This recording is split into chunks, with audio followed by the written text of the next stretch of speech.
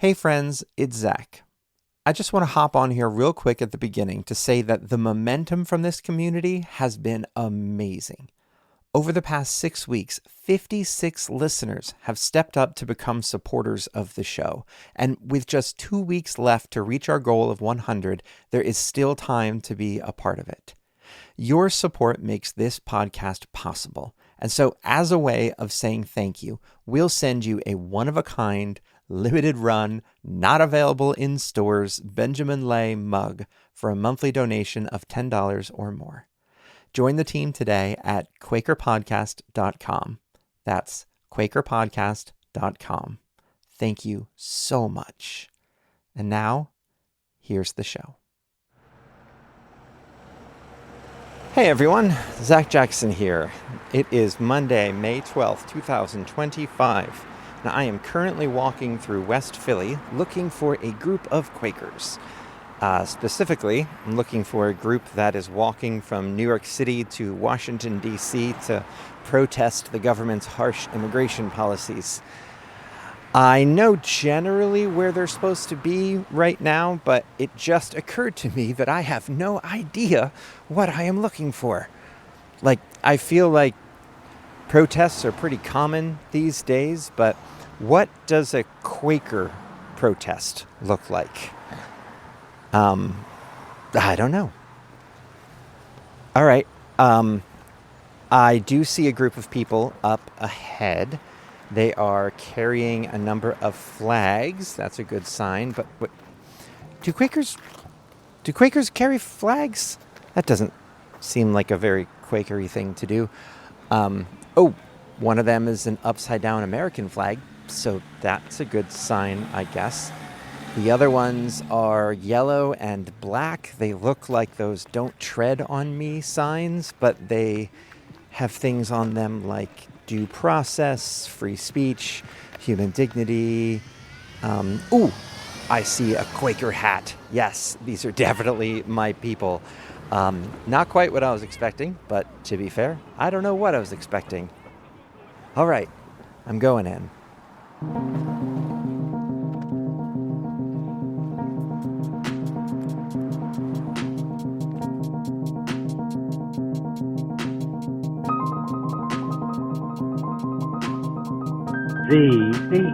The Quaker Podcast. Story, spirit, sound. Luckily for me, I found the correct group of protesting Quakers, and I joined them at a brisk pace down Baltimore Avenue. At this point, they'd been walking for 9 days, spending each evening sleeping on the floor of a different Quaker meeting house and eating meals that were prepared for them along the way. It was a beautiful demonstration of the ways that helpers and troublemakers often work well together to make a movement happen. This demonstration, this walk from New York City to Washington, D.C., was birthed out of a moment of national crisis and a deep commitment to protecting the rights of our immigrant neighbors. In an age of digital outrage and bombastic influencers, this group of Quakers from Brooklyn Monthly Meeting chose a different form of protest. They chose exhaustion over expediency, pilgrimage over petitions. This walk from New York to Washington is what happens when a feeling of powerlessness is channeled into a 300-mile act of will. When I first approached the group, I spoke with one of the organizers, Ross Brubeck, who was carrying the upside-down American flag, and he explained some of the nuanced messaging that they were going for. We had our first close encounter with violence this morning. Not actual full-on escalation towards it, but something that was oriented that way. A fella came out and told us to stop disrespecting the flag. And in the amount of time that we had as we were passing, explained that what we're doing wasn't a sign of disrespect, it was a sign of distress, as it's often traditionally flown in the inverted position to signal distress, which is what we're, amongst other things, trying to do with the demonstration. We're signaling that our country is in a state of crisis, at a crossroads. Alongside the inverted American flag, they carried yellow and black flags bearing phrases from the Bill of Rights: due process, free speech, human dignity. We have a series of flags that Max and another friend, Todd Drake, has designed for us, which resemble closely the Gadsden flags in color scheme. So the black and yellow, very distinct color scheme that I think most folks recognize as being one of a sort of anti-authoritarian sentiment, but with certain political leanings. That's the "don't tread on me." Exactly. And we're looking to take that sentiment and reclaim it for folks who are actually being trod upon. So, what was the distress they were trying to signal? Why choose symbols that risked alienating the very people they might hope to convince? For the Walkers, the motivation was both a spiritual calling and a direct response to a political crisis. Organizer Max Goodman described it as a return to a kind of gospel urgency. I think our hopes for Quakers is to have sort of a primitive revival. Early Quakers were very politically engaged, were big dissidents, were going to jail all the time for their beliefs. And they had a certain fire and urgency that I would call a gospel urgency, right? They were moving like Jesus was coming back next week.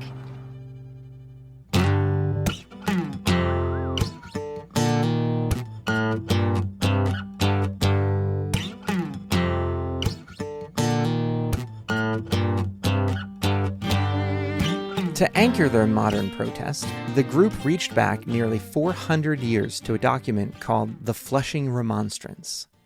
In 1657, the colony of New Netherland banned Quakers from worshiping, and in response, a group of non-Quaker citizens in the town of Flushing wrote a letter, a remonstrance, to the governor. They defended the Quakers' freedom on principle, risking their own safety to stand up for their persecuted neighbors. Here is organizer Jess Hobbs-Pfeiffer. And so their neighbors, members of the community who weren't Quaker, stood up and wrote this document to their representative at the time, Peter Stuyvesant, who was in leading the area that is now Flushing, Queens, and said, we don't believe in this. This isn't right, and we stand in defense of Quakers, of our neighbors. And so we felt that while it is a scary time to be standing up, our ancestors, Quakers of the past, have taught us the importance of supporting one another, and that message wouldn't have been carried down to us and all of those who are in Quaker schools or Quaker communities learning about the value of one another if our neighbors didn't stand up for us way back then. And so now we have a responsibility as Quakers to stand up for our neighbors. So while there is a level of fear and concern, we as Quakers wouldn't be here if our neighbors didn't stand up for us, so it's time for us to stand up for our neighbors. But this act of solidarity came at a great cost to the people who signed the original remonstrance. The governor was furious. He dismissed the officials who signed the letter and had others arrested and imprisoned. They knew the risks, and they acted anyway. Nearly 400 years later, that willingness to face a known risk is what connected the modern Walkers to those original signers. When asked if they were nervous, they were candid. There's some danger. It's scary out there. Not everyone agrees with us, which is why we're protesting. But most people who disagree with us are going to be respectful about it, or are at least going to be safe about it. But maybe someone isn't going to be. So we're doing this knowing that there's some risks. And you always got to think about those risks anytime you do protest or civil disobedience, and weigh the benefit of getting your message out against the possibility that something bad might happen to you. And what we're risking is so much less than what other people risk to have a good life in the United States.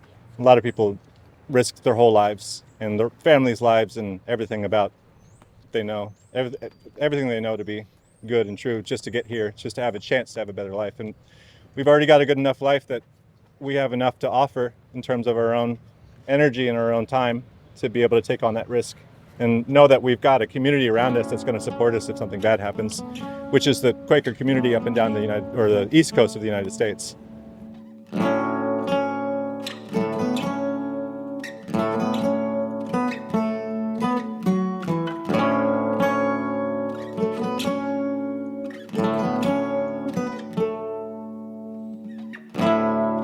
The core of the protest wasn't just its symbols, but its method, walking.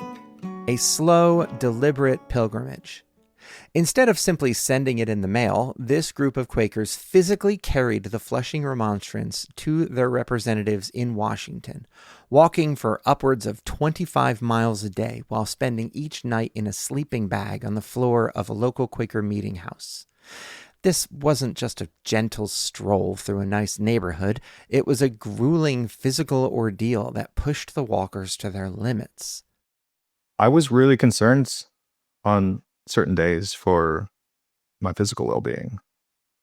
And that is to say, I did injure myself, but it was temporary. And sometimes those injuries it took a night to heal, or a couple days to heal, or a week to heal. But I wasn't, and I'd like to think of myself as being pretty familiar with my physical form too, but not to the extent that I am now, on account of the fact that I have done something so thoroughly unfamiliar. I've never walked that far before in such a short span of time, and I've never had to like look at my feet and be like, I don't know what's happening with them. Like I don't know what is going to become of this, and whether it's going to mean that I can actually walk tomorrow or the next day. But invariably, I did. Invariably, I was able to get back up and keep going. This slow, painful process was intentional. It gave them time to develop their message, not in a quiet room, but on the road, through conversation. It's because it takes a long time. It's because change takes a certain amount of time. And that's not modeled in most of the demonstrations I've ever been to as an activist.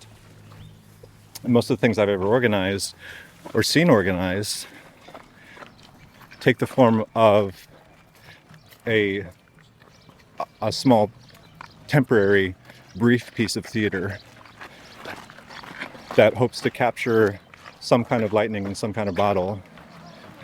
What's happened with us so far is that we've had enough time to individually, day by day, night by night, and step by step, come into conversation with different elements in different areas of Quaker life up and down the East Coast. And ultimately, what we're doing is taking an opportunity to find a proper amount of time to experience the rate at which things actually resolve. And I don't mean that necessarily resolve as in problems, but resolve as in an image in front of our eyes coming into focus, slowly off in the distance, coming towards us at 3 miles an hour.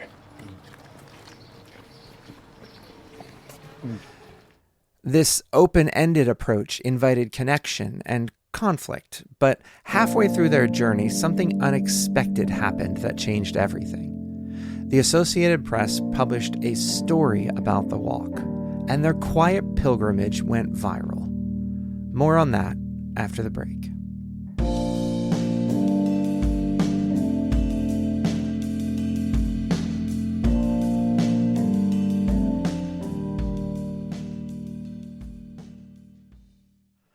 In a world that often feels full of conflict and division, the Friends World Committee for Consultation is asking a simple question. What can love do? On Sunday, October 5th, friends around the globe will be answering that question together. It's World Quaker Day, and this year's theme invites us all to love your neighbor. And that invitation is being felt everywhere. There are friends gathering for worship in Ghana, community projects in Guatemala, film screenings in Scotland, and the warm hand of friendship being offered across nearly every continent.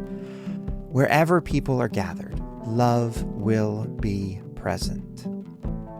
So how can you join in? Whether you want to find an event happening near you or just want to get inspired by what other friends are doing, there's one central place to go. worldquakerday.org. You'll find a growing list of meetings for worship, community projects, and other creative celebrations. So let's answer the noise of crisis and unfairness with the power of community and love. Get inspired and find an event near you by visiting worldquakerday.org. That's worldquakerday.org. quakerday.org. And now, back to the show. If the first part of the journey was about the walkers sending a quiet message out to the world, the second part was about the world sending an overwhelming response back.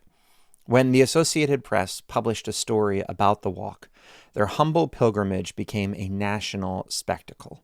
Tens of thousands of people shared the article across social media, and while that solidarity brought energy to their tired legs, it also created a whole new set of problems and distractions. In my head, there was kind of a period on the walk that was like pre-AP article and post-AP article, where after the AP article, we just had so many more people watching us and wanting to join us. And so there was a point where we actually had to close down our signups on our webpage for folks to, sign up and come walk with us, because we just had it became a safety issue. Like, we had so many people who wanted to join us. I just felt like I was seeing this thing that I felt responsible for ballooning in front of me into something that I didn't know how to, I guess, maybe care for. I don't know. And it just felt very, very overwhelming. I think I learned a lot from some of that discomfort and from some of those challenging days. The sudden publicity was a logistical nightmare, but it also forced the organizers to grapple with a new reality. What does it mean to be a momentary celebrity in a faith tradition that values humility and equality? I'm learning something about fame and Quakerism, because it's very weird to be a momentary celebrity within the community. And it's okay, because I just need to wait a couple of months and it'll go away again. But the way that our reception changed after the AP article was really interesting. A lot of doors opened, and there's clearly momentum and use to be gained from that. I was talking to Ross about it when I think the AP's image first came out, and I was like, we're putting on these masks, we're becoming these like symbolic archetypes of Quaker activists, and whether we deserve to wear the mask isn't the important part, because we're like enacting this ritual of people relating to the mask. And yet, like, you can get confused and start thinking that you're the mask of fame, or you're the archetype that you're enacting in this moment.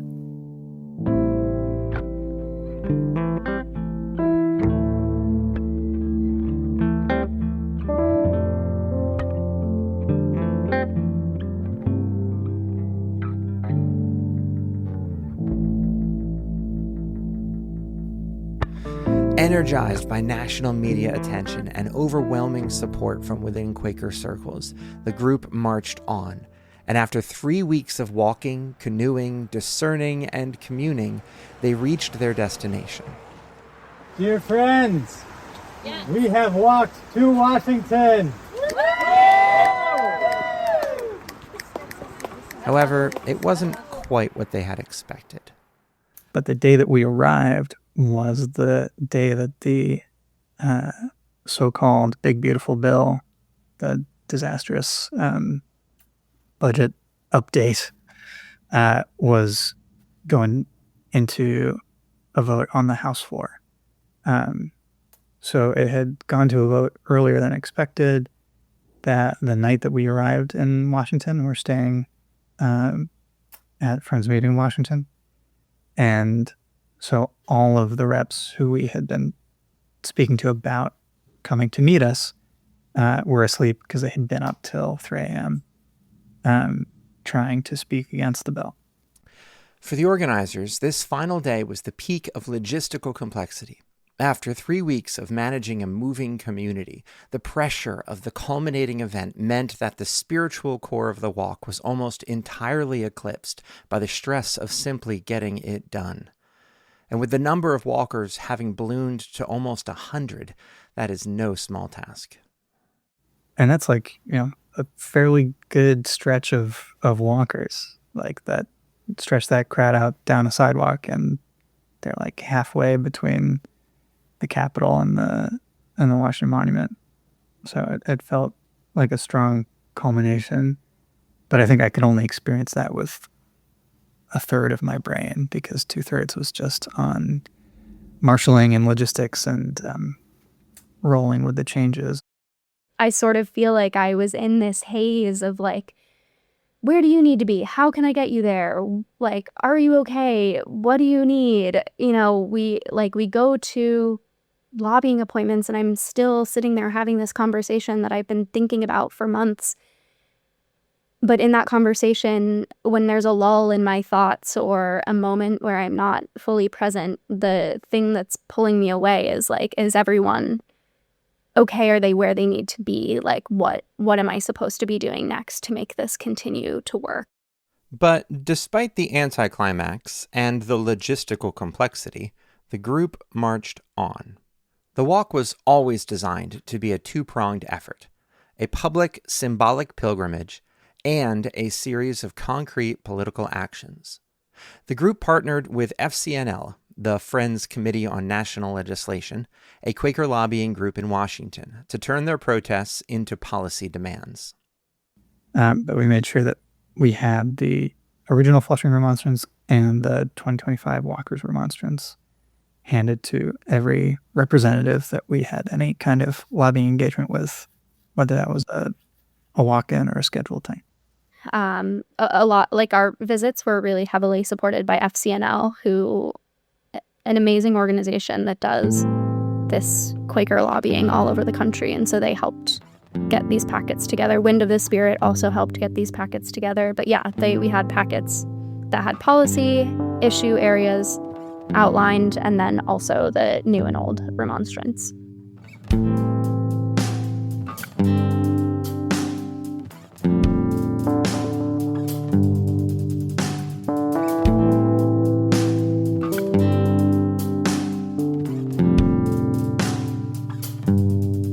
With the lobbying visits divvied up and ready to go, the group was left with one final public act. Since there were no representatives to receive their message, they had to improvise an ending. So, recalling Martin Luther's dramatic act of nailing his 95 Theses to the door of the Wittenberg Castle Church, the group found an old, heavy door in the basement of the Friends Meeting of Washington and carried it to the National Mall, standing in front of the Capitol building. And have one of our organizers, Deanna Mejia, walk up to it with the Flushing Remonstrance and take a hammer and a nail and nail it to the door. It was also just an image that felt emotionally charged in the right way, right? We were making a declaration to a government that we know doesn't really want to hear it.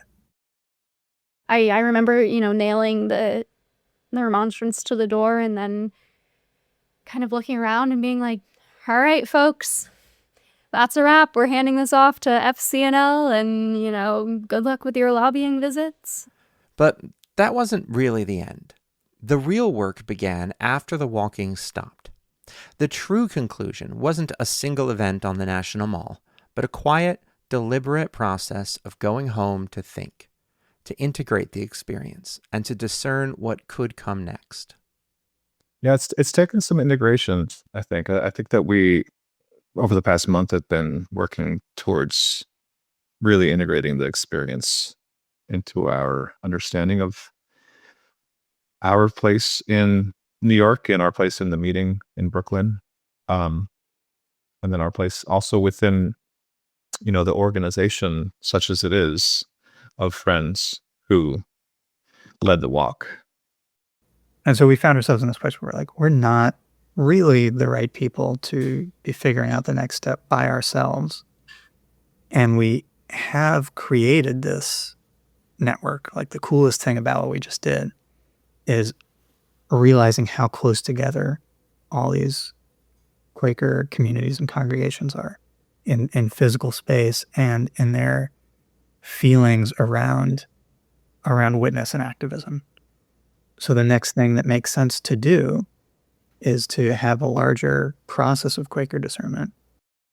I think seeing how many people are willing and interested and excited to step out of that paralysis if they're given the place to do so. I think seeing that was really important for me, both in, shaking off my own paralysis and being like, people want to do something, they just need to know what to do.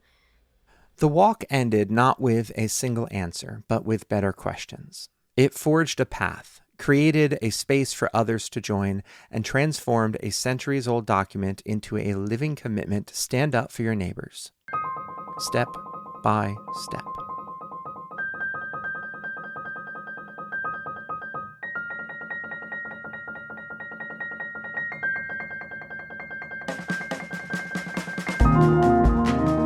Thank you for listening, and thank you to our guests, Ross Brubeck, Max Goodman, and Jess Hobbs-Pfeiffer. For discussion questions, a transcript of today's episode, and links to both the old and new remonstrance, make sure you check out QuakerPodcast.com.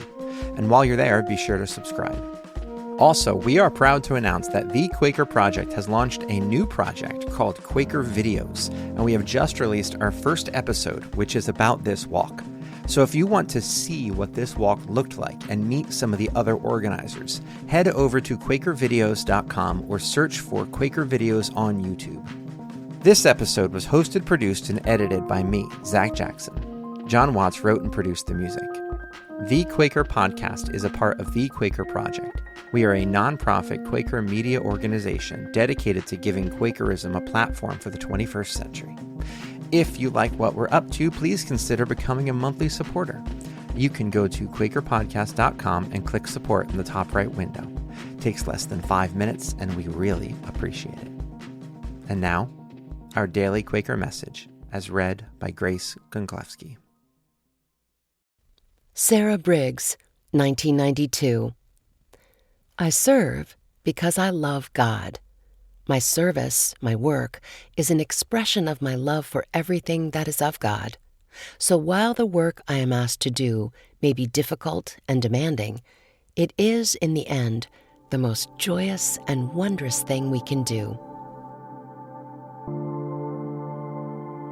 To get Quaker wisdom in your inbox every day, go to dailyquaker.com. That's dailyquaker.com.